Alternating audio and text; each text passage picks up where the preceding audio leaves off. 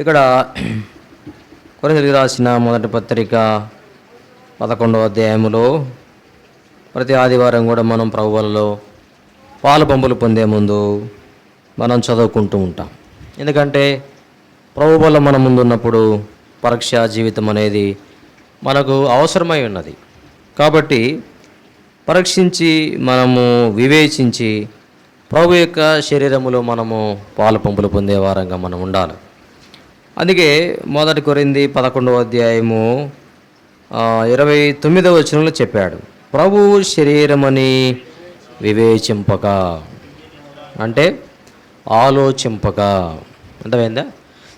కాబట్టి మనము దానిని తీసుకుంటూ ఉన్నప్పుడు లేదా పుచ్చుకుంటూ ఉన్నప్పుడు ఏ విధంగా భావించాలి? ప్రభు యొక్క శరీరము, ఆయన యొక్క రక్తము, అనగా ప్రభు యొక్క రక్తమునకు ఆ రొట్టెకు సాదృశ్యమై ఉన్నది. ఎందుకని ఆ శరీరాన్ని ఆ రక్తాన్ని మనం పుచ్చుకుంటున్నామంటే, ఎందుకని 11వ అధ్యాయంలో చెప్పాడు.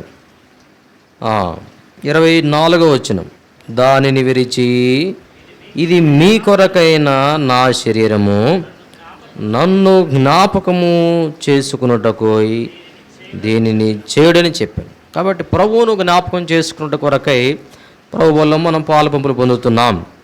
యోహాను సువార్త 6వ అధ్యాయంలో కూడా చెప్పాడు, 6:54, నా శరీరము తిని నా రక్తము త్రాగువాడే.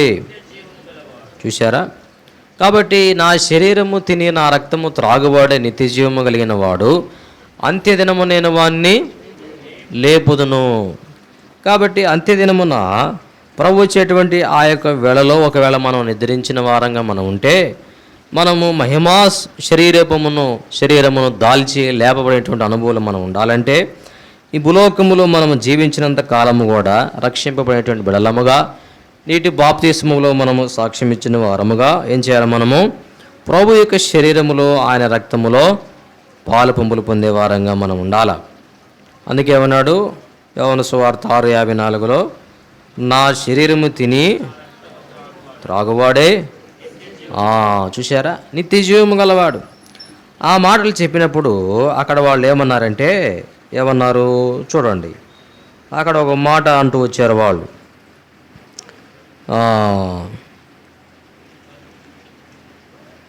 60వ వచనం, 6:60, ఆయన శిష్యులలో అనేకులు ఈ మాట విని, ఇది కఠినమైన మాట, ఇది ఎవడు వినగలడని చెప్పుకునేరి. యేసు తన శిష్యులు దీని గురించి సనుగునుచున్నారని తనకు తానే ఎరిగి వారితో ఇట్లా నేను. చూశారా? పైన కూడా ఒక మాట అంటాడు, ఏమని? 52వ వచనం, యూదులు ఈయన తన శరీరమును ఎలాగో తిననీయగలడని ఒకనితో ఒకడు వాదించరి. చూశారా? ఆయన శరీరం తింటవేంటబ్బా, ఆయన రక్తాన్ని త్రాగటమేంది అనుకుంటున్నారు. ఎంతమైందా?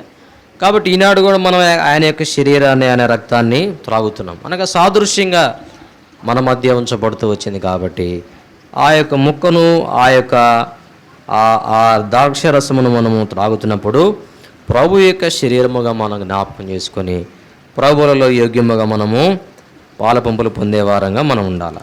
అందుకే వివేచించకుండా, మనము ఆలోచించకుండా ప్రభువులలో మనము పాలు పంపులు పొందినంత కాలం ఎలా ఉంటాం మనము? అక్కడే చెప్పాడు, మీలో అనేకులు బలహీనులు. ఆత్మ సంబంధంగా బలహీనులంగా మనం ఉంటాం, బలవంతులంగా మనము ఉండలేము. ఇంకేమన్నాడు? రోగులునై ఉన్నారు, చాలామంది నిద్రించున్నారు. కాబట్టి ఆత్మ సంబంధమైనటువంటి రోగము అర్థమైందా? అంత మాత్రమే కానీ ఆత్మీయ నిద్ర, అనగా ఆత్మీయమైనటువంటి సంగతులను మనం గ్రహించలేము. అవునా? భూ సంబంధమైనటువంటి సంగతులను గ్రహించగలము, కానీ ఆత్మ సంబంధమైనటువంటి సంగతులను మనం ఏం చేయలేమంట? గ్రహించలేము. అవునా? అందుకే రోమిలికి రాసిన పత్రికలో చెప్పాడు, 8వ అధ్యాయము 5వ వచనం, శరీరానుసారులు శరీర విషయముల మీద మనసునుంతురు, ఆత్మానుసారులు. కాబట్టి ఆత్మ పని చేయాల, శరీరం కాదు. ఆత్మ మన జీవితంలో పని చేయాలంటే ఆత్మ దేవుణ్ణి మనం ఏం చేయాలా? దుఃఖపరచకూడదు. అందుకే ఆత్మను ఆర్పకుడి, ఆత్మను పరిశుద్ధాత్మను దుఃఖపరచకుడి అని ఉంటుంది అన్నమాట. కాబట్టి మనము ఆత్మను ఆర్పినప్పుడు, పరిశుద్ధాత్మ దేవుని దుఃఖపరిచినప్పుడు మనం ఏం చేయలేము? మనము ఆత్మానుసారంగా మనము జీవించలేము. అందుకే అక్కడ చెప్పాడు, ఎబ్రీలు రాసిన పత్రికలో కూడా ఒక మాట చెప్పాడు. ఏమనంటే ఎబ్రీ 5:12 కాలమును బట్టి చూచితే మీరు బోధకులుగా ఉండవలసిన వారై ఉండగా దేవోక్తులలో మొదటి మూలపాఠములను ఒకడు మీకు మరలా బోధింపవలసి వచ్చును. మీరు పాలు త్రాగవలసిన వారే కానీ. చూసారా? అందుకనే క్రైస్తవ జీవితం యొక్క పునాది అనేది ఎలా ఉండాలంటే స్థిరంగా ఉండాలి. ఏంటిది అది? ఇంటికి పునాది స్థిరంగా ఉంటే ఇల్లు ఎలా ఉంటుంది? గట్టిగా ఉంటుంది. పునాది సరిగా లేకపోతే ఎలా ఉంటుంది? అది ఊగిసలాడుతూ ఉంటుంది. బాగా గాలులు పెనుగాలు వచ్చినప్పుడు ఏం చేయాలి? మనము భయపడుతూ ఉంటాం, అన కదా? గంటకి 110, 120, 140 కిలోమీటర్ల వేగం చూసారా మీరు? వీళ్ళెవరన్నా వైజాగ్లో ఉదుత్ తుఫాన్ వచ్చినప్పుడు అక్కడే ఉన్నాం. నేను అక్కడ జాబ్ చేస్తున్నా. అప్పుడు ఉదుత్ తుఫాన్ లైవ్లో ఉన్నాం. మేము అక్కడ ఆఫీసులో ఉన్నప్పుడు మా వెనకాల పెద్ద చెట్టు ఉండేది. సుమారు ఇంత ఉంటుంది. ఇది మాను ఇంతలా ఉంటుంది. అది చూస్తుండగానే ఎవరో నెట్టేసినట్టుగా పడిపోయింది. అట్లా రోడ్డు మీద ఇనప స్తంభాలు కూడా ఇట్లా మిల్ట్ అయిపోయి పరిగెడుతున్నాయి రోడ్డు ఏమిటి పడి. రోడ్డు పక్కన ఉన్న బడ్డీ కొట్లు గాలికి వెళ్ళిపోతున్నాయి. అర్థమైందా? కరెంటు పోల్స్ కూడా మెల్ట్ అయ్యి ఇరిగిపోయినాయి. అంత బలమైనటువంటి గాలులు అన్నమాట, పెనుగాలులు. కాబట్టి ఇక్కడ ఏమన్నాడంటే ఆత్మ సంబంధంగా మీరు పాలు త్రాగవలసిన వారే కానీ బలమైనటువంటి ఆహారాన్ని తినగలిగినటువంటి వారు కారు. కాబట్టి ఆత్మ సంబంధముగా ఎలా ఉండాలంటే బలవంతులంగా మనం ఉండాలి. అందుకే క్రైస్తవ పునాది అనేది స్థిరముగా ఉండాలి. పునాది ఉన్నప్పుడు ఏంటంటే ఇల్లు ఏం చేయబడదు? కదల్చబడదు. ఎన్నో ఇల్లు కుప్పగూలిపోయినాయి, అవునా? చాలా నష్టం జరిగింది. అందుకే క్రైస్తవ యొక్క పునాది అంటే ఏమిటంటే ఎబ్రీలు రాసిన పత్రిక 6వ అధ్యాయం. క్రైస్తవ పునాది అని అంటే ఏమిటంటే చదవండి. ఎబ్రీ 6 మొదటి 2-3 వచనాలు. కాబట్టి నిర్జీవ క్రియలను విడిచి మారు మనసు పొందుటయు దేవుని యందు విశ్వాసమును బాప్తిస్మములను గురించిన బోధయు హస్త నిక్షేపణమును మృతుల పునరుద్ధానమును నిత్యమైన తీర్పును అను పునాది మరల వేయక చాలు. ఇది క్రైస్తవ జీవితంలో ఒక క్రైస్తవుడు వేసుకోవాల్సినటువంటి పునాది, ఫౌండేషన్. ఏంది ఆ పునాది? మారు మనసు, దేవుని యందు విశ్వాసము, తర్వాత బాప్తిస్మము, తర్వాత బాప్తిస్మం గురించినటువంటి బోధ, హస్త నిక్షేపణము, మృతుల పునరుద్ధానము, నిత్యమైనటువంటి తీర్పు. ఇక్కడ ఏమన్నాడంటే అను పునాది మరల వేయక అన్నాడు. అర్థమైందా? కాబట్టి ఇది ఒకసారి మన జీవితంలో జరిగేదే. కాబట్టి మారు మనసు అనేది మనము మన పాపముల విషయమై ఒకసారి మనం పొందేదే. పదే ప్రతిరోజు మారు మనసు పొందేది కాదు, అవునా కాదా?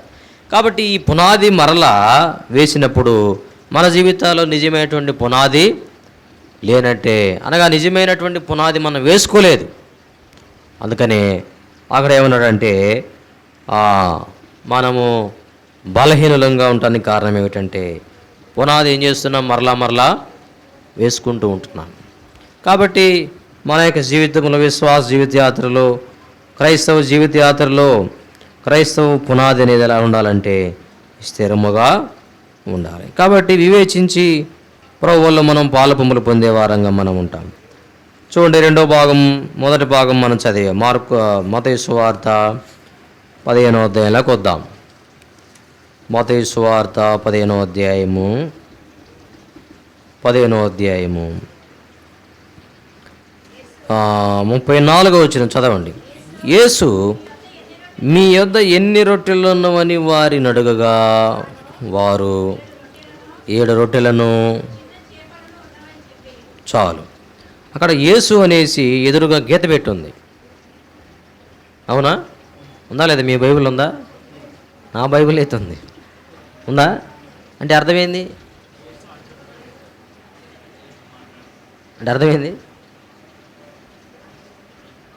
ఎదురు గీత పెట్టుంటే అర్థమైంది. కింద కూడా ఉంది మళ్ళీ ఏమని, వారు అని ఉంది. ఎదురు గీత పెట్టుంది. పద్యానికి గీత పెట్టొచ్చుగా, మరి అక్కడక్కడ ఎందుకు పెట్టాడు అంటే అర్థం ఏంటంటే యేసు ప్రభువారు మాట్లాడుతున్నాడు ఆ మాటలు. అర్థమైందా? వారు అనగానే వారు చెప్తున్నారు యేసు ప్రభువారికి. అది అర్థమైందా? ఆయన ఏం చెప్తున్నాడో మనం అర్థం చేసుకోవాలి, వాళ్ళు ఏం చెప్తున్నారో అర్థం చేసుకోవాలి. యేసు ప్రభువారు అడిగాడు ఏమని, మీ యొద్ద ఎన్ని రొట్టెలను అని వారిని అడగగా వారు చెప్తున్నారు ఇప్పుడు 7 రొట్టెలను కొన్ని చిన్న చేపలను ఉన్నవని చెప్పారు. ఎన్ని రొట్టెలు ఉన్నాయంట? 7 రొట్టెలు ఉన్నాయి. తర్వాత చేపలు ఎన్ని ఉన్నాయి? కొన్ని చేపలు ఉన్నాయి. కొన్ని చేపలేనా? కొన్ని ఏమున్నాయి? ఏం చేపలు అయ్యి? అది చిన్న చేపలు. అవునా కాదా? కొన్ని చిన్న చేపలు ఉన్నాయంట. అవునా కాదా? వాటిని యేసుప్రభువారు ఏం చేశాడంటే ఆశీర్వదించి విరిచి పంచిపెట్టినాడు. అవునా కాదా? మన యొక్క శరీరంలో కూడా తలకాయ పెద్దగా ఉన్నది. అవునా కాదా? కళ్ళు చాలా చిన్నగా ఉన్నాయి. ముక్కు కూడా చాలా చిన్నగా ఉన్నది. అవునా కాదా? పెద్దగా ఉన్నవి చేసేటువంటి పనుల కంటే చిన్నగా ఉన్నవి చేసే పనులు ఎక్కువ. అవునా కాదా? అంతేనే కాదా? ఇప్పుడు కళ్ళు ఉన్నాయి, చాలా చిన్నగా ఉంటాయి, కానీ అవి చేసే పని ఎంత? అవునా కాదా? కన్నులు లేనివాడు ఏం చేయలేడంట? లోకాన్ని చూడలేనివాడు. అందుకే కనుదృష్టి అనేది చాలా ప్రాముఖ్యమైనది. అందుకే ఆ యొక్క మరి ఆ గుడ్డి భిక్షకుడు ఏం చేశాడంటే చూడండి, మార్కు సువార్తలోనే మత్తయి సువార్తలో కూడా ఆ మాట చెప్పాడు. ఏమని? మత్తయి సువార్తలో కూడా ఉంటుంది.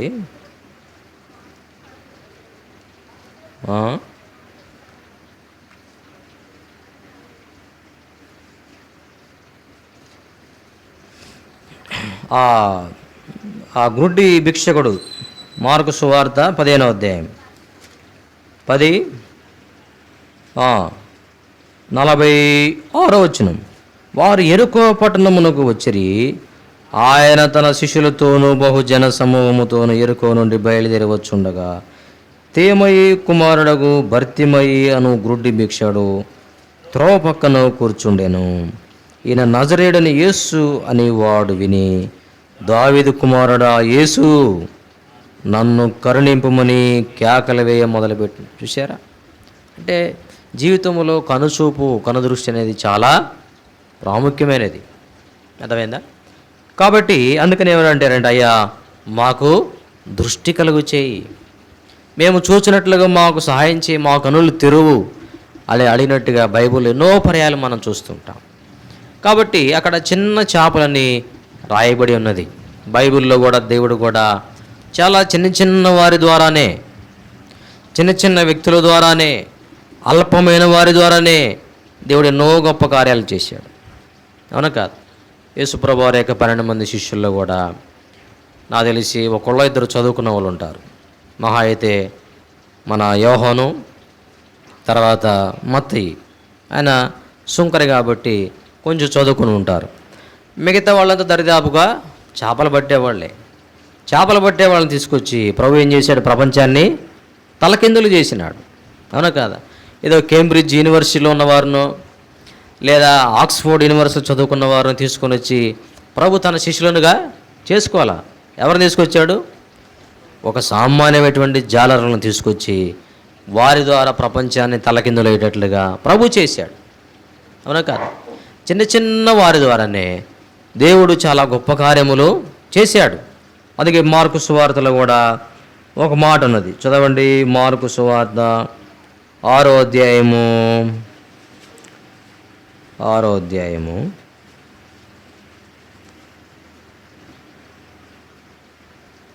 4వ అధ్యాయము 35, 36.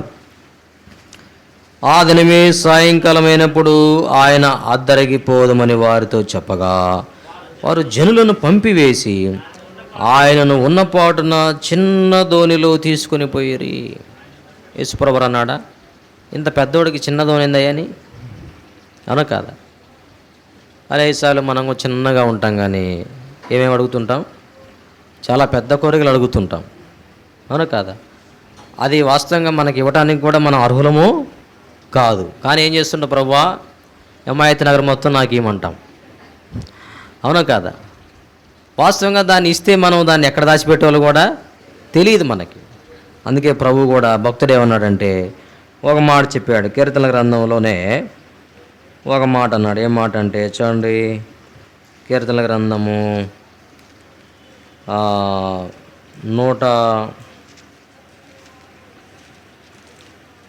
131వ కీర్తన మొదటి వచనం. యెహోవా, నా హృదయము అహంకారము గలది కాదు, నా కనులు మీదు చూచినవి కావు. నాకు అందని వాటి అందైనను గొప్ప వాటి అందైనను. చూశారా? అందని వాటి అందైనను గొప్ప వాటి అందైనను. అవునా కాదు? అనేకసార్లు మనం కూడా ఏం చేస్తుంటామంటే చిన్నవి మనకు అవసరం లేదు అనుకుంటూ ఉంటాం. పెద్ద పెద్ద వాటి మీద మనం ఏం చేస్తుంటాం? దృష్టి సారించే వారంగా మనం ఉంటాం. కానీ భక్తుడు అంటున్నాడు, నా కనులు మీదు చూచినవి కాదు, నాకు అందని వాటి అందైనను గొప్ప వాటి అందైనను నేనేం చేయట్లేదంట? అభ్యాసము చేసుకోవట్లేదు. కాబట్టి మన జీవితాల్లో కూడా ప్రభు దేవుని వాక్యములో ప్రభు కూడా ఏం చేశాడంటే ఒక చిన్న దోణిని వాడుకున్నాడు. ఆయన వాడుకొని గొప్ప కార్యాన్ని చేశాడు. అక్కడ ఆ 7 రొట్టెలను, ఎన్ని చేపలు? కొన్ని చిన్న చేపలు. వాటిని వాడుకొని ప్రభు ఏం చేశాడంటే 5,000 మందికి ఆహారము పెట్టగా ఇంకా కూడా ఏమైనాయి అంట? మిగిలినాయి. అర్థమైందా? వాస్తవంగా ఆ రొట్టెలు, ఆ చేపలు ఇచ్చింది కూడా ఒక చిన్నవాడే, ఒక పిల్లవాని దగ్గర ఉన్నాయి. ప్రభు మీ దగ్గర ఎన్ని ఉన్నాయంటే అప్పుడు అడిగారు. చూడండి, మార్కు సువార్త 6వ అధ్యాయము 38వ వచనం. అందుకు ఆయన, మీ యొద్ద ఎన్ని రొట్టెలు ఉన్నవి పోయి చూడుడని వారితో చెప్పెను. వారు చూచి తెలుసుకొని 5 రొట్టెలను 2 చేపలు ఉన్నవనిరి. చూశారా? వారు చూచి తెలుసుకున్నారు. ఈ విధంగా వీరికి భోజనం పెట్టాలంటే శిష్యులను అడిగాడు, ఇట్లా కావాలని. అంటే వారు చూసాయా, ఇదిగో ఇక్కడ ఒక చిన్నవాడు ఉన్నాడు, వాని దగ్గర 5 రొట్టెలు కొన్ని చిన్న చేపలు ఉన్నాయి అని చెప్పి యేసుప్రభువు వారి దగ్గరికి తీసుకొని వచ్చారు. అర్థమైందా? కాబట్టి దేవుని వాక్యములో కూడా చిన్న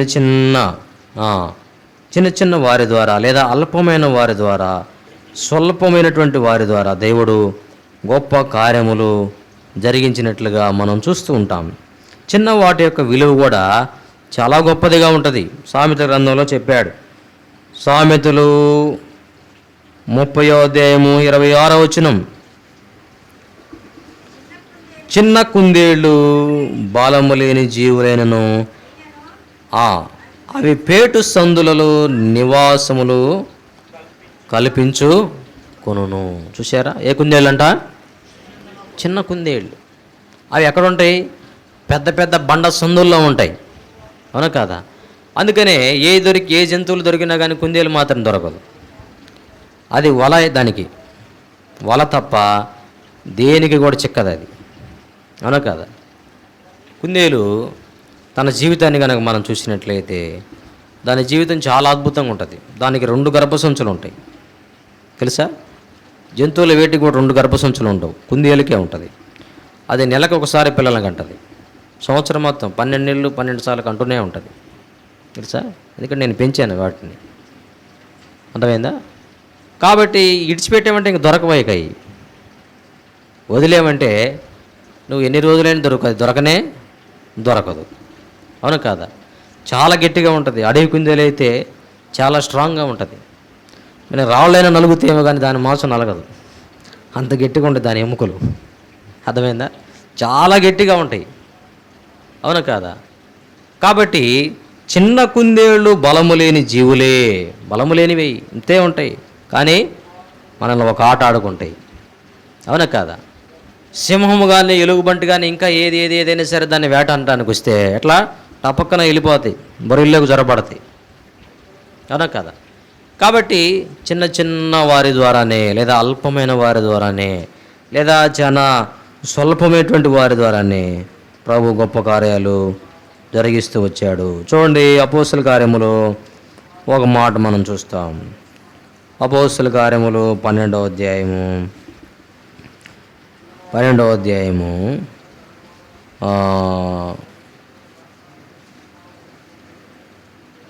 వచనం 12 ఇట్లు ఆలోచించుకొని అతడు మార్కొను మారు పేరు గల యోహాను తల్లి అయిన మరియ ఇంటికి వచ్చెను.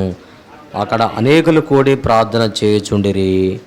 అతడు తల వాకిటి తలుపు తట్టుచుండగా రోదే అను ఒక చిన్నది ఆలకించుటకు వచ్చెను. ఆమె పేతురు స్వరము గుర్తుపట్టి సంతోషము చేత తలుపు తీయక లోపలికి పరిగెత్తుకొని పోయి. చూశారా? ఏ చిన్నదంట? రోదైనటువంటి చిన్నది. ఏం చేస్తుంది?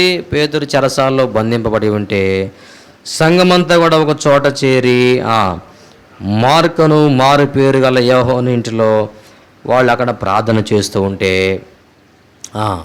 ఈ రోజైనటువంటి చిన్నది కూడా ఏం చేసింది? వాళ్ళతో కలిసి ప్రార్థన చేస్తుంది. కాబట్టి వాళ్ళతో పాటు ఉందంటే తల్లిదండ్రులే ఖచ్చితంగా ఆమెను తీసుకుని పోయి ఉంటారు. లేదంటే నీవెందుకులేమ్మా, నువ్వు ప్రార్థనకు అవసరం లేదులే, నువ్వు ఇంటికాడ ఉండు అని చెప్పి ఉండేవాళ్ళే. ఖచ్చితంగా ప్రార్థనలో ఉందంటే అర్థం ఏంటి అర్థం? తల్లిదండ్రులే ఆమెని ఏం చేశారు? తీసుకొని పోయారు. అవునా కాదా? మనం ఏం చేస్తుంటాము? మీటింగ్కి పోతే నువ్వు ఇంటికాడ ఆడుకో, నేను మీటింగ్కి వెళ్ళి వస్తాను, అంతేనా కాదా? ఎందుకంటే నువ్వు వస్తే నా ఏమిటి సతాయిస్తుంటావు. అవునా కాదా? కానీ మనకంటే వాళ్ళే మంచిగా, ఎప్పుడన్నా పిల్లలు అన్నాక విసిగిస్తారు, పెద్దవాళ్ళే విసిగిస్తారు మనల్ని కూర్చొని పక్కన. పిల్లలు ఎందుకు విసిగారు? అవునా కాదా? కానీ వాళ్ళు దేవుని సన్నిధిలో ఉండటం అనేది చాలా ప్రాముఖ్యమైనది. దేవుని సన్నిధిలో ఉండటం ద్వారా, దేవుని మాటలు వినుట ద్వారా, ఆ పాటలు ఆ మాటలు వినుట ద్వారా వారి హృదయములో ప్రభు చిన్ననాటి నుండి కార్యం చేస్తాడు. సమూయేలు కూడా దేవుని సన్నిధిలో ఉన్నాడు కాబట్టే సమూయేలు ఏమని పిలిచాడు దేవుడు? సమూయేలని పిలవగలిగినాడు. ఒకవేళ సమూయేలు దేవుని సన్నిధికి రాబడి ఉండకపోతే సమూయేలుతో దేవుడు మాట్లాడేవాడేమో కాదు, మనకు తెలియదు. అర్థమైందా? అందుకనే అక్కడ తల్లిదండ్రులు రోజైనటువంటి చిన్నదాన్ని తీసుకుని పోయారు. తీసుకుని పోయి వాళ్ళు ఏం చేస్తున్నారు? ప్రార్థన చేస్తున్నారు. చదవండి. ఆమె పేతురు స్వరం గుర్తుపట్టి సంతోషం చేత తలుపు తీయక లోపలికి పరుగెత్తుకొని పోయి పేతురు తలుపు దగ్గర నిలుచున్నాడని. ఒకవేళ రోజైనటువంటి చిన్నది కనుక ప్రార్థనలో లేకపోతే పేతురు ఆడేవండి, మళ్ళీ చెరసాలకు పోయేవాడే. మళ్ళా ఇల్లెట్ట తలుపు తీయట్లేదు కాబట్టి ఇక నన్ను ఎవడో చేర్చుకోడు, కానీ ఇక వీళ్ళు తలుపు తీసేది లేదు, నేను లోపలికి పోయేది లేదు. కాబట్టి మరలా పోయి అక్కడే నేను ప్రార్థన చేసి దేవదూతకు చెప్పి మరలా లోపలికి పోతానులేయ్యా, ఎందుకు వచ్చిన బాధ, మా వాళ్ళు తలుపు తీయట్లేదు అని చెప్పి ప్రార్థన చేసేవాడు. మనకైతే తెలియదు. కానీ రోజైనచ్చినట్టు చిన్నది ఏం చేసిందంట? పేతురు యొక్క స్వరాన్ని గుర్తుపట్టింది. చూసారా? కాబట్టి చిన్నదే వారితో పాటు ప్రార్థనలో ఉన్నది, కానీ వాళ్ళందరూ ఏం చేస్తున్నారు? ప్రార్థనలో నిమగ్నమయ్యారు. ఎవరు వచ్చారా రావట్లేదా? పేతురు యొక్క చెరసాల కోసం వారు ప్రార్థన చేస్తున్నారే కానీ, పేతురు యొక్క విడుదల కోసం వాళ్ళు ప్రార్థన చేస్తున్నారేమో కానీ, పేతురు అక్కడికి వచ్చి మరి తలుపు తడతాడేమో, ప్రభువు పేతురుని విడిపిస్తాడేమో, ఒకవేళ పేతురు వస్తే మనం కనిపెట్టుకొని ఉండాలేమో, మీరు ఎవరైనా అక్కడ ఉండే ఒకళ్ళు అని ఆలోచన వాళ్ళకి లేదు. కానీ చిన్నది ఏం చేసిందంటే ఇది పేతురు స్వరమే అని ఏం చేసిందంటే గుర్తుపట్టింది. అర్థమైందా? కాబట్టి అందుకే చిన్న బిడ్డల్ని ప్రభు ఏం చేశాడంటే ప్రేమించాడు. చూడండి, లూకా సువార్తలో ఒక మాట చెప్పాడు. లూకా సువార్త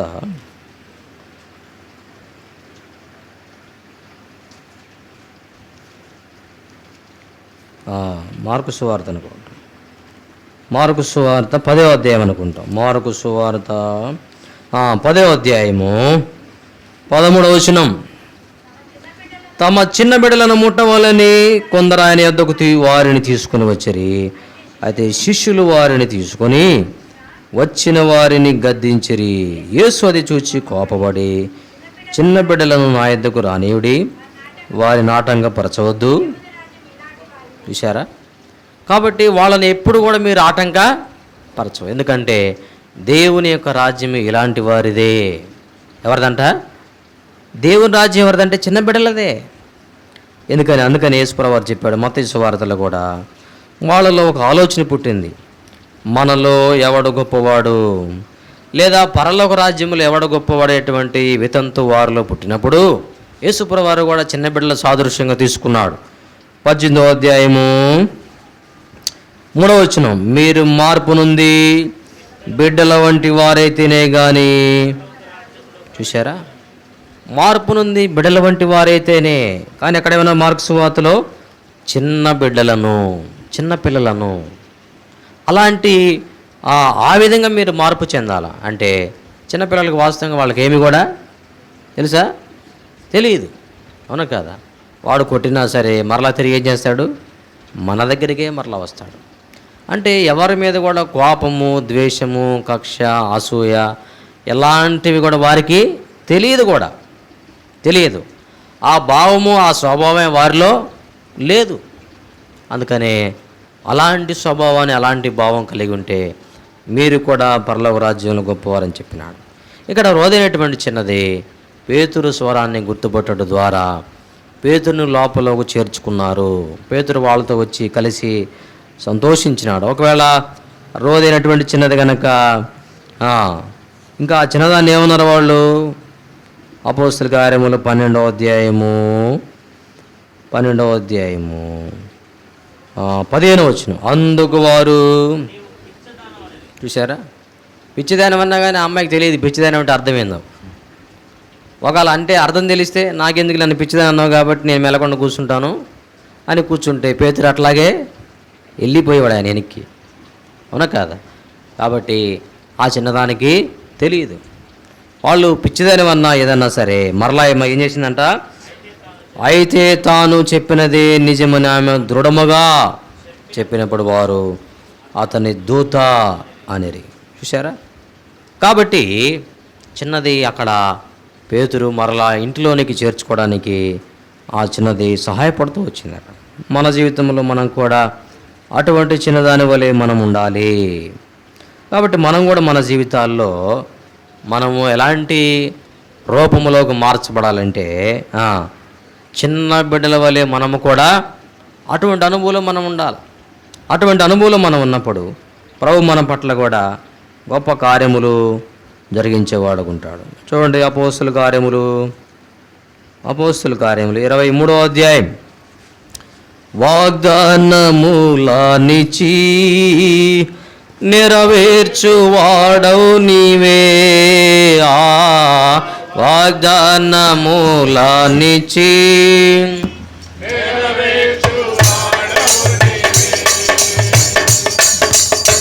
నమ్మకమైన దేవా, నన్ను కాపాడువాడవు నీవే.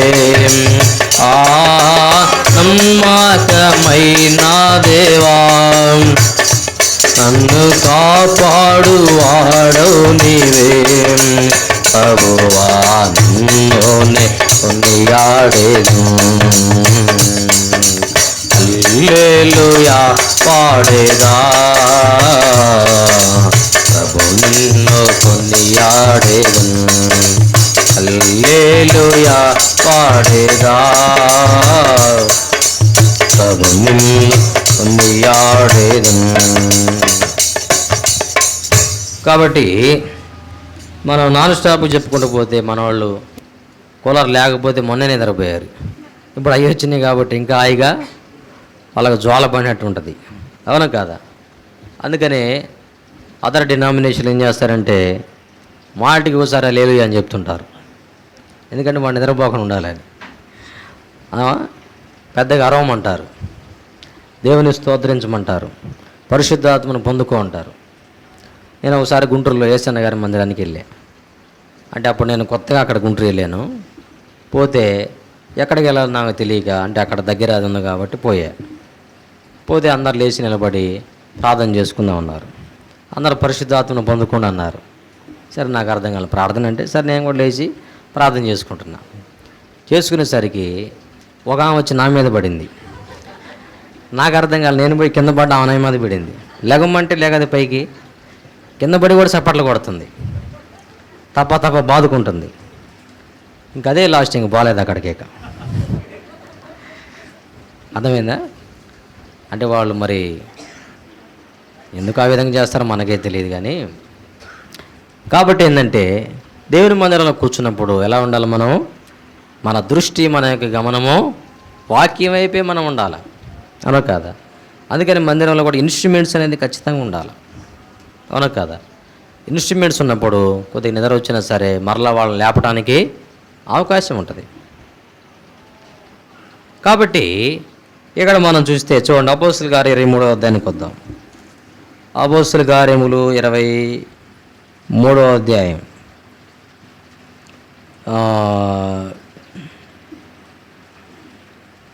16వ వచనం, 23:16. అయితే పౌలు మేనల్లుడు వారు పొంచి ఉన్నారని విని వచ్చి కోటలో ప్రవేశించి పౌలకు ఆ సంగతి తెలిపెను. చాలు. పౌలు మేనల్లుడు 17వ వచనంలో కూడా ఉంది. అప్పుడు పౌలు శతాధిపతులలో ఒకనిని తన యొద్దకు పిలిచి, ఈ చిన్నవాణిని సహస్రాధిపతి యొద్దకు తోడుకొని పొమ్ము. చాలు. యూదులు కుట్ర పన్ని పౌలును చంపాలని ఉద్దేశించారు. అర్థమైందా? ఉద్దేశిస్తే పౌలు యొక్క మేనలుడు చిన్నపిల్లగాడు ఏం చేశాడంటే ఆ సహస్రాధిపతి యొద్దకు వెళ్ళి ఈ విధంగా యూదులు పౌలును చంపడానికి కుట్ర చేశారని చెప్పినప్పుడు పౌలును అక్కడి నుంచి అక్కడికి వెమ్మటే తరలించినట్టుగా అక్కడ మనం చూస్తూ ఉంటాం. ఒకవేళ చిన్నవాడు కనుక ఆ మాట సహస్రాధిపతుల దగ్గరికి వెళ్ళి చెప్పకపోతే పౌలు బ్రతికి ఉండేవాడు కాదు. అపోస్తుల కార్యములతోనే పౌలు యొక్క పత్రికలు ముగించబడి ఉండేవి, అవునా? ఇన్ని పత్రికలు మనం చదువుకునేవారము కాదు. అర్థమైందా? అంటే ఒక రకంగా చూస్తే ఆ చిన్న పిల్లవాడు ఏం చేశాడు? పౌలు యొక్క ప్రాణాన్ని కాపాడాడు, అవునా కాదా? కాబట్టి మన జీవితంలో మనము కూడా మీరు కూడా మార్పు నుండి ఎలా అవ్వాలా?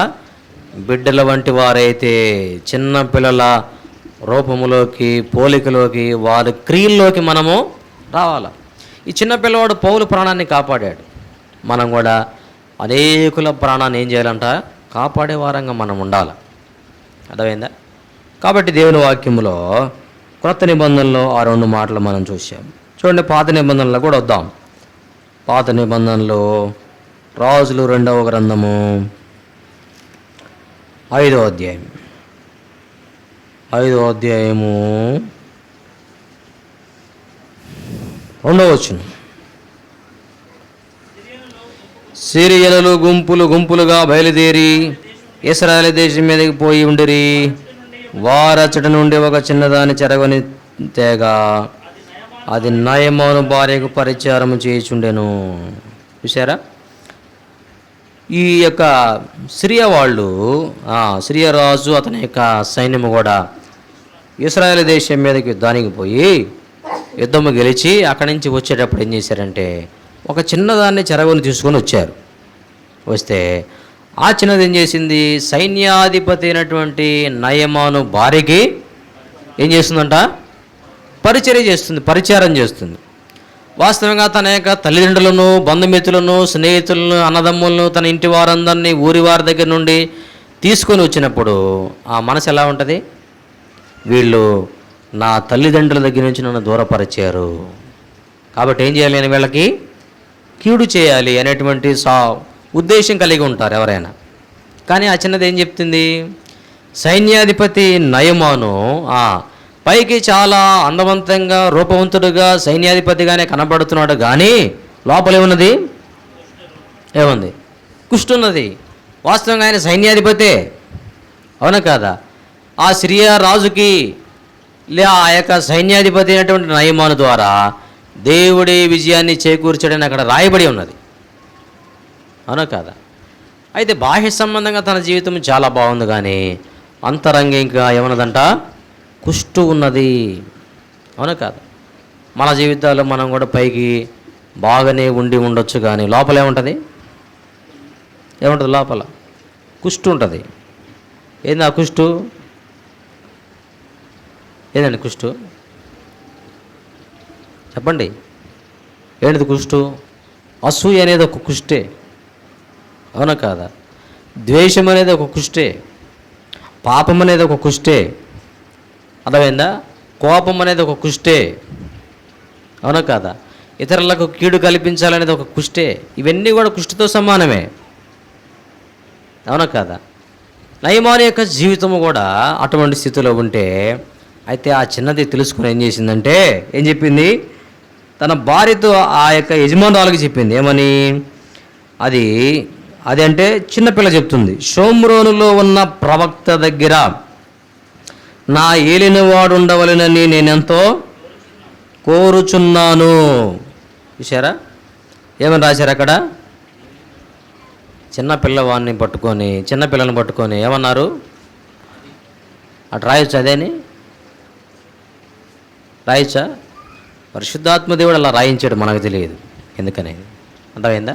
అయితే ఏం చెప్పిందంటే, సోమరులో ఉన్న ప్రవక్త దగ్గర నా ఏలినవాడు ఉండవాలని నేను ఎంతో కోరుచున్నాను. చూశారు?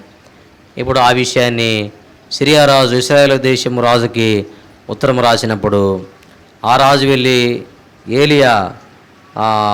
ఎలీషా ప్రవక్తతో చెప్పినప్పుడు ఏం చేశాడు అక్కడ? చదవండి 10వ వచనం. ఎలీషా, నీవు యొర్దాను నదికి పోయి 7 మార్లు స్నానము చేయుము. చాలు, అర్థమైందా? ఇప్పుడు ఈ చిన్నది ఆ నయమాను యొక్క భార్యకి ఏం చెప్పిందంట? ఏం చెప్పింది?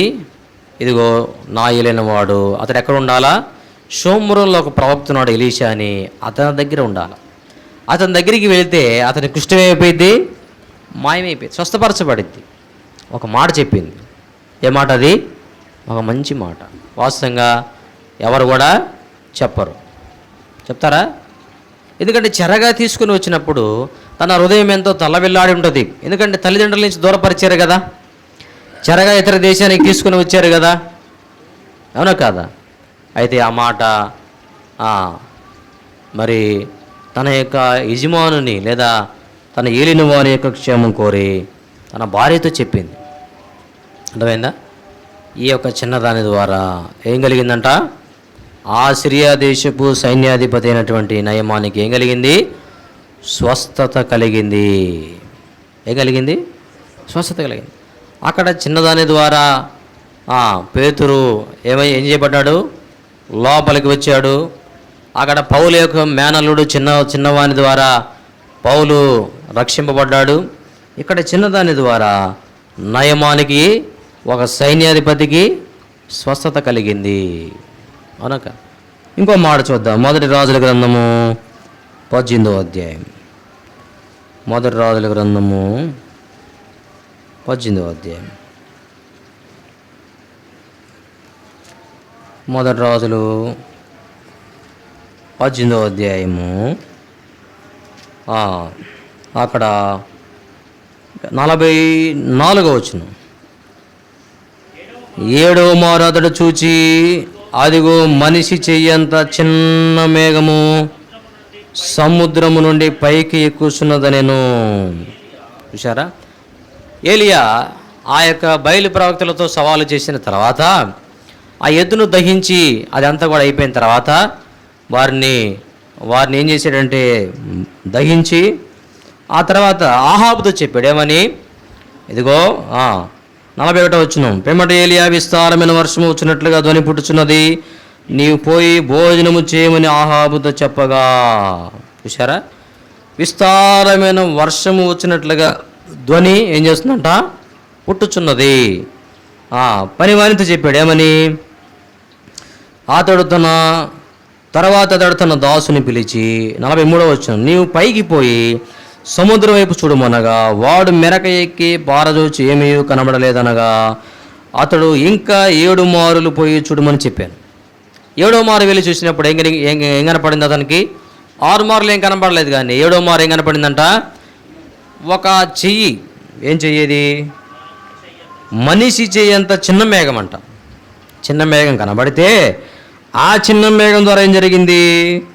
చదవండి 45వ వచనం. అంతలో ఆకాశం మేఘములతోనూ గాలివానతోనూ కారు కమ్మెను, మోపైన వాన కురిసెను. చూసారా? ఏ మేఘం అంట? చిన్నది, చెయ్యంత మేఘం. అవునా కదా? మేఘాలు ఉంటే కదా మనం చెప్పేది ఏమని? వర్షము పడబోతుంది అని చెప్తాం మనం. అర్థమైందా? ఆ చిన్న చెయ్యంతా ఆ మేఘమే విస్తారమైనటువంటి వాన కురవటానికి ఏమైందంట? కారణమైంది. కాబట్టి దేవుని వాక్యములో దేవుడు చిన్నవాటిని లేదా చిన్నవారిని వాడుకొని గొప్ప కార్యములు చేస్తూ వచ్చాడు. అయితే ఈ చిన్నవారు పలికినటువంటి మాట ఏమిటిది? ఏ మాట పలికారు? అనేకులు ప్రయోజనకరమైనటువంటి మాట పలికారా లేదా పనికిరాని మాట పలికారా? ఆ చిన్నది ఏం చెప్పింది? చదవండి 2 రోజుల 5వ అధ్యాయంలో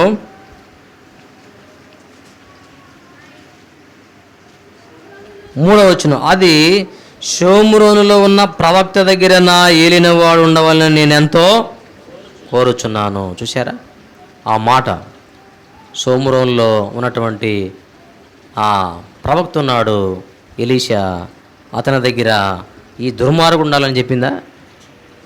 నన్ను తీసుకొని వచ్చాడు కదా చెరగా, వీడు దుర్మార్గుడు, వీడు సైన్యాధిపతే కానీ వీడు దుర్మార్గుడు, కుష్ఠరోగం కలిగిన వాడు, ఈ కుష్ఠోడు ఉండాలని చెప్పిందా? ఏమంది? నా ఏలినవాడు అంటుంది. చూశారు? చిన్నదే కానీ ఎంత మంచి మాట పలికిందో. కనుక కదా మనం పెద్దవాళ్ళు ఎటువంటి మాటలు పలుకుతాం? చెప్పండి, ఎటువంటి మాటలు పలుకుతామండి? మనం వయసుకు తగినటువంటి మాటలు మాట్లాడాలి మనం. అందుకే మన మాట అనేకులకి ఎలా ఉండాలంటే, చదవండి సామెతలు 15లో ఒక మాట చెప్పాడు. సామెతలు 15వ అధ్యాయము 23వ వచనం.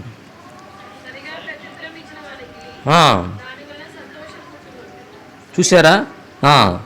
సమయోచితమైన మాట. చూసారా?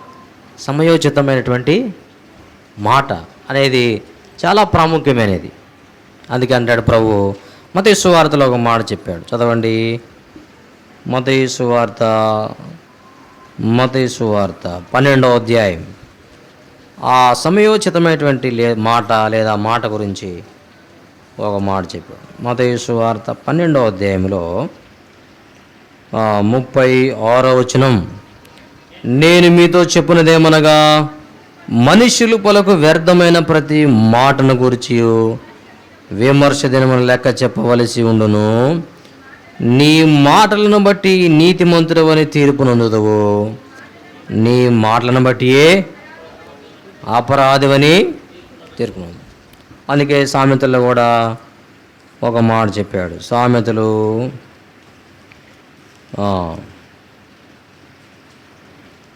13వ అధ్యాయం 3వ వచనం. తన నోరు కాచుకునివాడు తన్ను కాపాడుకును, ఊరకొనక మాటలాడువాడు తనకు నాశనము. అర్థమైందా? ఏమన్నాడు అక్కడ? తన నోరు కాచుకునివాడు. నోరు మంచిదైతే ఏమైందంట? ఊరంతా కూడా మనకి మంచిగానే ఉంటుంది. అదే నోరు చెడిపోయింది అయితే ఊరంతా కూడా మనకి ఎలా ఉంటారు? చెడిపోయిన వాళ్ళుగానే ఉంటారు. అందుకే ఏం చెప్పాడంటే ఓరకొనక మాటలాడువాడు. అర్థమైందా? ఇక వాళ్ళ యొక్క పని ఏంటంటే ఇక మాట్లాడటం లేచిన కాడి నుంచి. అర్థమైందా కాదా? వాళ్ళ పని ఏంటిది? పొద్దున్న లేచిన కాడి నుంచి మాట్లాడుతూనే ఉంటారు. అవునా కాదా? కరెక్ట్. ఊరకు ఉండలేరు వాళ్ళు మాట్లాడకుండా. అవునా కాదా? కాబట్టి చిన్నది ఎలాంటి మాట పలికిందంటే సమయోచితమైనటువంటి మాట పలికింది. అర్థమైందా? షోమ్రోన్లో ప్రవక్త దగ్గర నా యొక్క ఏలినవాడు ఉండాలి అని కోరింది. చూశారా? కాబట్టి నాడు మన జీవితాల్లో కూడా సమయోచితమైనటువంటి మాటను మనము వచించే వారంగా మనం దేవుని బిడ్డలంగా ప్రాముఖ్యంగా మన జీవితాల్లో మనము ఎలా ఉండాలంటే యాకోబు రాసిన పత్రికలో చెప్పాడు. మనము ఏ విధంగా మాట్లాడాలో అక్కడ చెప్పాడు. యాకోబు రాసిన పత్రిక 1వ అధ్యాయము 19వ వచనం. నా ప్రియ సహోదరులారా, మీరీ సంగతి ఎరుగుదురు గనుక ప్రతి మనుషుడు వినుటకు వేగిరపడువాడును, మాట్లాటకు నిదానించువాడును, కోపించుటకు నిదానించువాడునై. చూశారా? ఎట్లా ఉండాలంట మనం? దేవుని బిడ్డలంగా, దేవుని పిల్లలంగా ఎలా ఉండాలి మనము? వినటానికి ఎక్కువ ఏం చేయాలంట? ఎక్కువ వినాలి మనం, తక్కువ మాట్లాడాలి. వినటానికి వేగిరపడేవారుగా, మాట్లాడటానికి నిదానించువారుగా, కోపించటానికి నిదానించువాడై ఉండాలి. ఎందుకు ఆ విధంగా ఉండాలంటే 20వ వచనం, ఎందుకనగా నరుని కోపము దేవుని నీతిని నెరవేర్చదు. అది కాబట్టి మన యొక్క కోపము దేవుని యొక్క నీతిని ఏం చేయదంట? నెరవేర్చదు. ఆ చిన్న పిల్ల సమయోచితమైనటువంటి మాట. పౌలు యొక్క మేనల్లుడు చిన్న పిల్లవాడు తను ఏం చేశాడంటే మంచి ఆలోచన కలిగి సహస్రాధిపతి దగ్గరికి వెళ్ళి ఆ విషయాన్ని వాళ్ళకి చెప్పినప్పుడు పౌలు ఆ రోజు హత్య చేయబడకుండా ఉండటానికి ఆ పిల్లవాడు కారణమవుతూ వచ్చాడు. ఆ చిన్న పిల్లవాడు 5 రొట్టెలు 2 చేపలు, చిన్న చేపలు ఇవ్వడం ద్వారా ఏమైంది? 5,000 మంది పురుషులు, స్త్రీలు, పిల్లలు, వృద్ధులు, మొత్తం ఎంతమంది? సుమారుగా 20,000 మంది. అర్థమైందా? వాళ్ళందరూ తినంగా ఇంకా ఎన్ని మిగిలినాయి? 12 గంపలు ఎత్తారు. ఆ 12 గంపలు కూడా చిన్న పిల్లవాడికి ఇచ్చాడు యేసుప్రభు. అర్థమైందా? కాబట్టి మన జీవితాల్లో మనం కూడా పెద్దవారము అనేకసార్లు ఎలా ఉండాలా? చిన్న పిల్లల వారి వలె ఉండాలి. అర్థమైందా? పెద్దవాళ్ళు చిన్నవారి వలె ఉండాలి. అనగా చిన్నపిల్లలు మనస్సు మనం కలిగి ప్రవర్తించే వారంగా మనం ఉండాలి. వారు అనేకులకు ఏం చేశారంట? వాళ్ళు మేలు చేసేవారు. పౌలు మేనల్లుడు పౌలు యొక్క ప్రాణాన్ని కాపాడాడు. అదేవిధంగా రోదినటువంటి చిన్నది పేతురు స్వరాన్ని గుర్తుపట్టి తలుపు తీసి పేతురు లోపలికి రావడానికి కారణమైంది. ఈ చిన్నది ఇశ్రాయేలు చిన్నది నయమో యొక్క కుష్టు పోవడానికి కారణమైంది. అర్థమైందే? కాబట్టి మన జీవితాల్లో మనం కూడా దేవుని బిడ్డలంగా వారు ఏ మాట సమయోచితమైనటువంటి మాట పలికినారో మనం కూడా సమయోచితమైనటువంటి సహాయం అంటాడు హెబ్రీయులకు రాసిన పత్రికలకు పోతే. సమయోచితమైనటువంటి సహాయాన్ని ఇతరులకు మనం చేయాలి.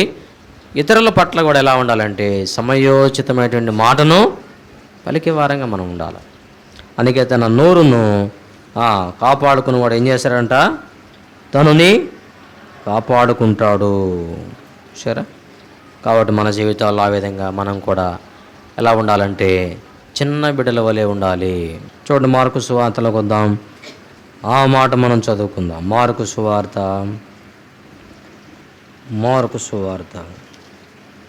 10వ అధ్యాయము 14వ వచనం.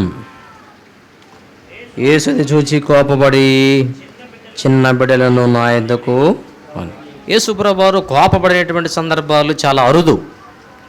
ఒకసారి కోపపడ్డాడు, మనకందరికీ తెలుసు. దేవాలయంలో వారందరూ కూడా వ్యాపారం చేస్తుంటే త్రాళ్లతో కొళాలు చేసి వారిని కొట్టి కోపపడ్డాడు అప్పుడు ఆయన.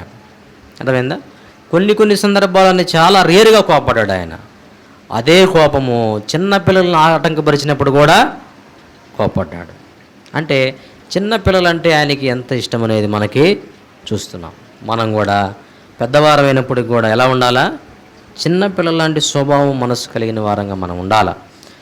ఏమీ తెలియనటువంటి చిన్నపిల్లలే సమయోచితమైనటువంటి మాట పలికినప్పుడు అన్నీ తెలిసినటువంటి మనము ఏం పలకాల?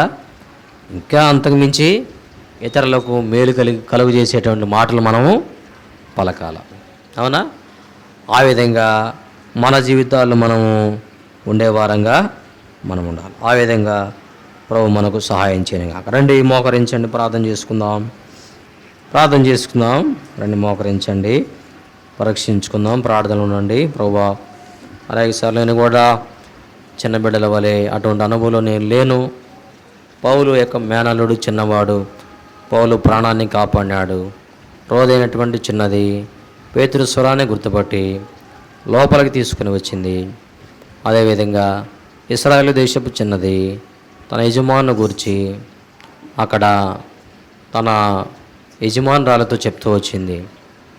అనేకసార్లు ప్రభు నా జీవితంలో నేను కూడా అనేక మాటలను, సమయోచితమైనటువంటి మాట, ఇతరులకు మేలు క్షేమాన్ని కలుగజేసే మాటను పలకలేని వాడుకున్నాను. దేవా క్షమించండి అని నా మాట నేను వినుటకు వేగిరపడేవాడనగా, మాట్లాడటకు నిదానించేవాడనగా దేవా నేను ఉండటానికి సహాయం చేయండి ప్రభు సన్నిధిలో ఒక తీర్మానం చేసుకుందాం. చిన్న బిడ్డ లాంటి మనసు నాకు కావాలి, చిన్న బిడ్డ లాంటి స్వభావాన్ని నాకు కావాలి, చిన్న బిడ్డ లాంటి సమయోచితమైనటువంటి మాట పలికేటువంటి అనుభవం నాకు కావాలి ప్రభు అని మనం కూడా ఒక తీర్మానం చేసుకొని ప్రభువులలో మనము పాలు పంపులు పొందుదాం, పరీక్షించుకుందాం.